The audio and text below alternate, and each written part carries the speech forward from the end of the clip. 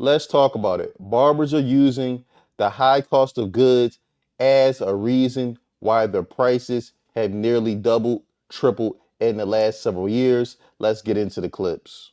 So this is why barbers charge what we charge. Check this out. $3.99. It's $400, right? And we got the Wall Senior cordless, $129. And yeah, they say the combo pack, but these cost the exact same price. We got the barber jacket, it's $25.99. Black ice razor, another $14.99. And that's the total. This is why barbers charge what we charge. Okay, so his reasoning is obviously the cost of clippers. He showed like two pairs of clippers. He showed a cape that you put over your client, and he showed some razors. Again, like I said, not saying that those prices may not be elevated, but I mean, how often do you have to buy a cape? I mean, once you have about two or three of those will last a few years. I mean, razors you may have to buy on a consistent basis, but that's just a part of doing business. And clippers, I mean, let's not act like you have to buy a new pair of clippers every month or two. A good pair of clippers will probably last you, I'm assuming, at least a year, if not more. I mean, sometimes I look at some of my barber's clippers, and I mean, he's had them for a pretty long time. I mean, I'm sure you keep the proper maintenance and upkeep on them, you'll be fine. I'm not understanding this angle where they try to play like, oh, the cost of inflation has hit the industry so hard. I'm just not seeing it from where we went from 15, 20, $25 cuts before the pandemic. And now after the pandemic, we're at 60, 70, in some cases, $100+ for a cut. I just don't see how paying a little bit more for your supplies justifies that huge increase in pricing. So this is another reason why barbers charge what we charge.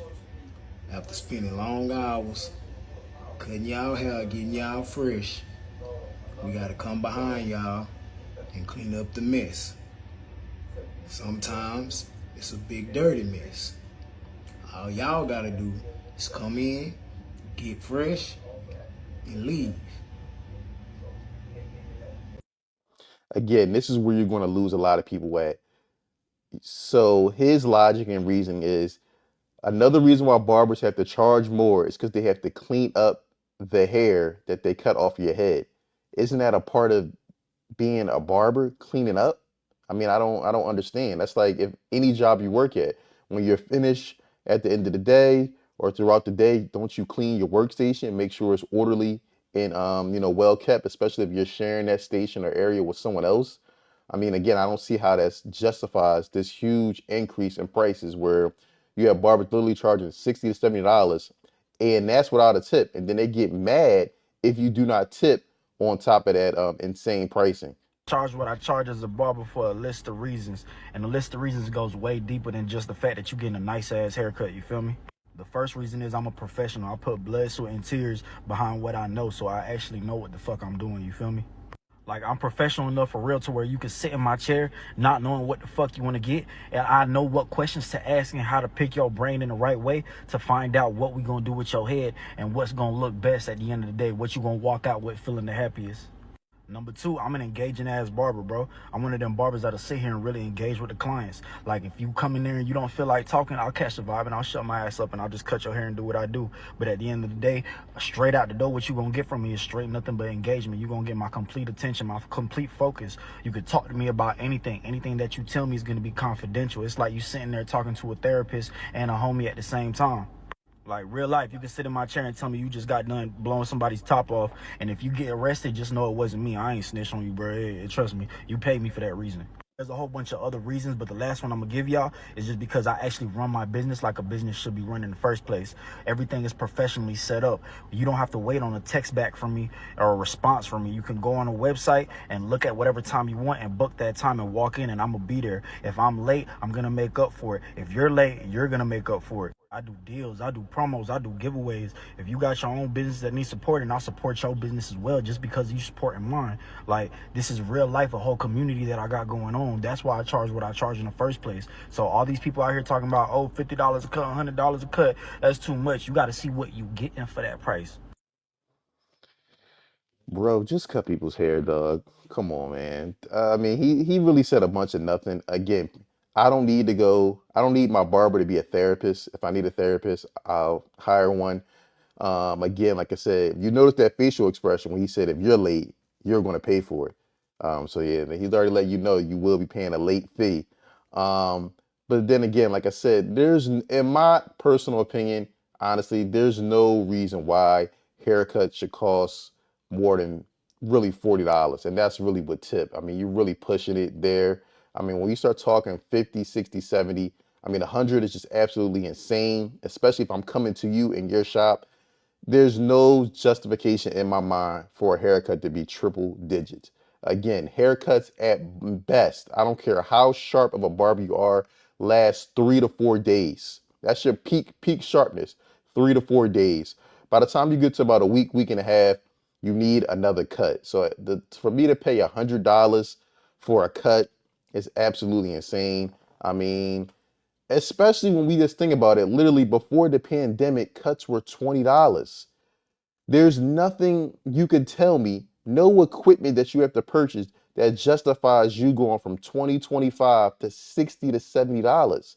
I mean, I could see during the pandemic you got away with it because people was desperate. You know, like I said, a lot of it was a lot of tax added onto everything. But we can't keep using a pandemic excuse now. I mean, come on. Barber that charges $30 is going to get more customers than someone who charges $100. That's a flex. Look, for us to really understand why that is not a flex, let's really see what kind of barber is actually charging a higher ticket price. Typically, the barber that's going to be charging a higher ticket price is going to be the barber that already has a high demand for their services or a high clientele. Because in order for him to be able to keep up with the demand and not be stuck in the shop all day, he has to charge a higher price. Because let's put it like this. Let's say that he has a high demand, but he never goes up in his prices. Then what do you think is going to happen? More and more people are going to be trying to come to him. And the more people that try to come to him, the more unavailable he's going to become to a lot of other clients. Because if he's not able to get the people in a decent time period, clients, understandably, are going to have to go find someone else. So in that case, a barber's going to raise up his prices. He's going to lose about 10% of his clientele. But guess what? The people that are willing to pay the higher ticket price, they're going to have more access and availability to be able to get in with him, which is actually a good thing for everybody. Because the barbers that have a lower ticket price are typically the barbers that are just now starting out and they don't have a clientele yet, which means that they're going to be more available for the clients that couldn't get in with their original barber, or for the clients that still need a barber within their price range. So now the barber with the higher ticket price is really able to accommodate to the people that don't mind paying a higher ticket price, making just as much money, or if not even more, than he was charging a lower ticket price without having to be in the shop.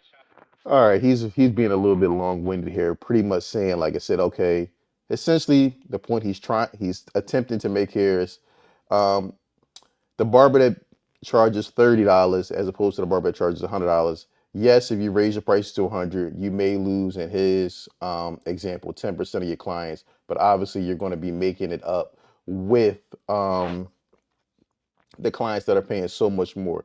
The problem with that example is this: that only works when times are good or if you're dealing with a high net worth individual clients. When things start to slow down and money starts to get tight, like an economy that we're in now, people are going to start to reevaluate and say, man, paying $100 for a haircut and I get my haircut every week is a bit much. They're going to look to cut back and they're going to look either for other barbers that are a little bit cheaper, or they're going to look for DIY options. That's the problem with this type of stuff. People got too comfortable with the pandemic pricing, and that's why you see a lot of stylists and barbers whining and complaining or having to go back to a 9 to 5 because they can no longer get those high prices. Look, this is a perfect example. I have a customer here. He went to a spot. Money was tight. I get it. $20 haircut. He told him he wanted a fade. And now I'm going to show you what they did. Hold on. So this is what I got to work with. This is how he walks in. Now, did I touch your hair or do anything to mess it up? Nope. All right, so not only sometimes you're paying for, you're on a budget or anything like that. So when people question barbers' prices, you're not just paying for a service, you're paying for experience as well. So check out how I changed this kid's life. All right, guys, so we're done. I'm going to show you the end result.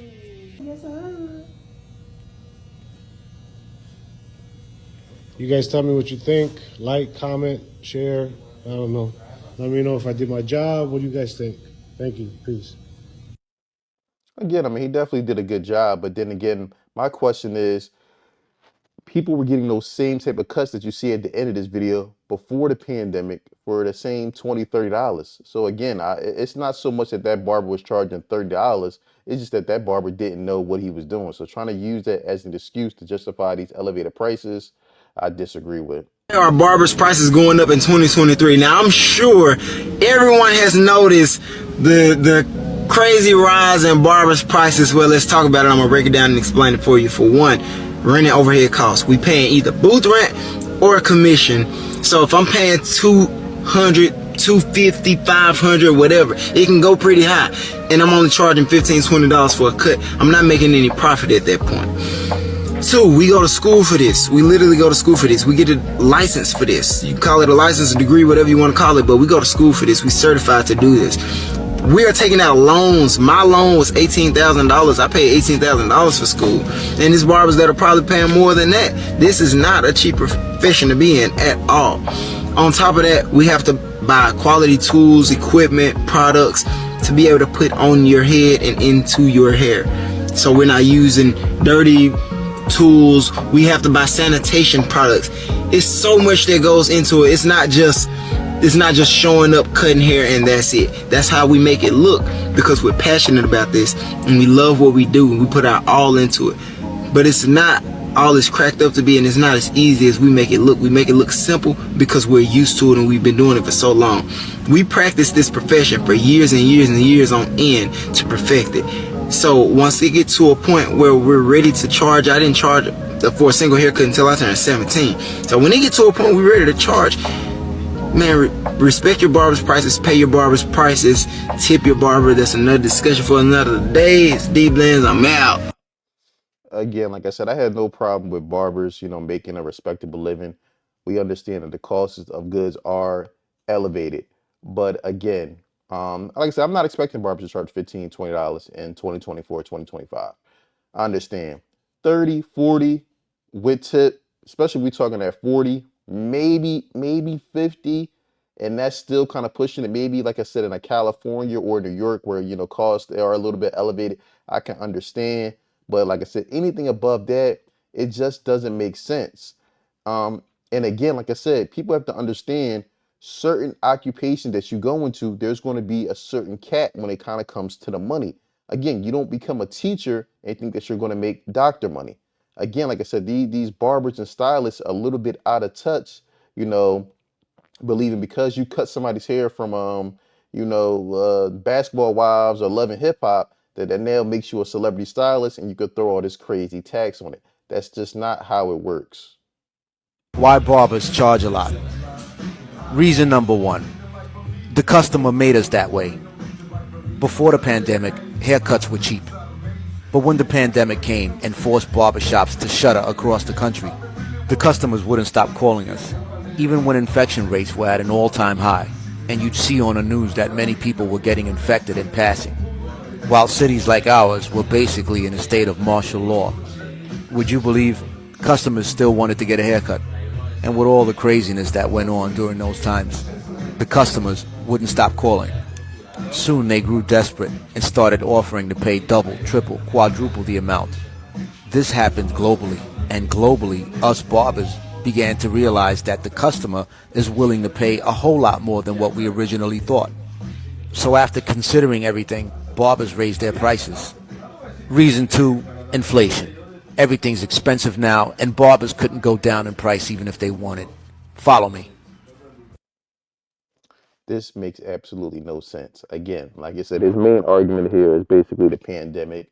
People were, like I said, honestly desperate. I can understand, okay, you was able to charge a little bit more, elevated price is fine. We can't keep using this pandemic excuse in here going into 2025. So, I mean, based on his logic, since the pandemic is over, we should be going, the prices should be back down. And again, he mentions inflation. I already explained that in the first clip. I mean, most of the things that you buy as a barber are going to last. I mean, yes, some of the things might have the cost may have elevated a bit, but to get to the point where you have extra 100%, 200% in these prices is literally just robbery at this point. Again, like I said, certain occupations make certain money. So you have to keep that in mind when you get into the game. You can't expect to be a barber and a hairstylist and live like an orthopedic surgeon. It just doesn't work like that. Is not going to fix your business's issues. Let me explain. So you're not making enough money in your barbershop and you think to yourself, let me raise the prices so I can make more money on the clients that are coming in. Instead of analyzing your business and saying, why aren't more clients coming in? So what happens is you raise prices on the people that are currently coming in, don't care too much about the fact that you're not professional enough, you're not clean enough, you don't have good customer service, your barbers are not on time, because they really value just a haircut. And they come in because the price is good, they get a good haircut, and they look past all those other issues. But now by you raising your price, you want to attract a higher quality client. Well, I got news for you. That client does care about customer service. That client does care about professionalism and cleanliness and being on time and all that other stuff. So what you're doing essentially is you're raising your prices prematurely without being ready for that. And on top of that, you're pissing off the clients that are currently coming in because they want a bargain. See what I mean? Analyze your business before raising prices.